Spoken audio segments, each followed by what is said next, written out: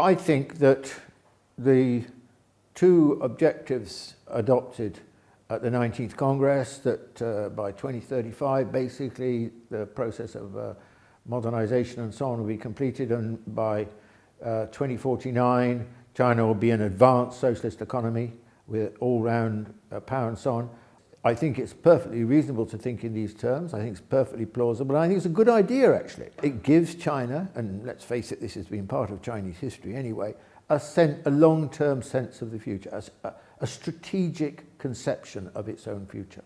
In some degree, many countries feel threatened by the rise of China. And I think there are three main reasons for this. First of all, it's something that China cannot obviously do nothing about, but the first is size. I mean, China is so disproportionate in size demographically to all the other countries in the world, virtually except India, that smaller countries, say most European countries are tiny compared with China, then inevitably they feel a sense of weakness and a sense of fear. Secondly, I'm afraid that the prejudices of the Cold War still live on, certainly in the West. Those attitudes have not died.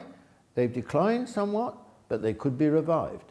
And the third reason that people feel threatened by China is because actually they're very ignorant about China. They don't know really anything about China. I mean, they know a lot about America because America's been such a big player for the last 100 years. They know a lot about Europe because Europe's been a big player for 200 odd years. But China? China was hidden from the global gaze until really 1949 at the earliest, 1978 possibly, but for most people, I think, extremely recently. So the problem that China faces with its rise is a lot of misunderstanding and a lot of ignorance. And China has, I think, by and large, been extremely patient in trying to explain what it is, what its aspirations are, what it comes from, the nature of Chinese culture. The differences between China and, for example, the Soviet Union, I think, is always implicit in the way China explains itself. So I think this is a non-stop process. I don't think as China gets stronger, the problem will go away.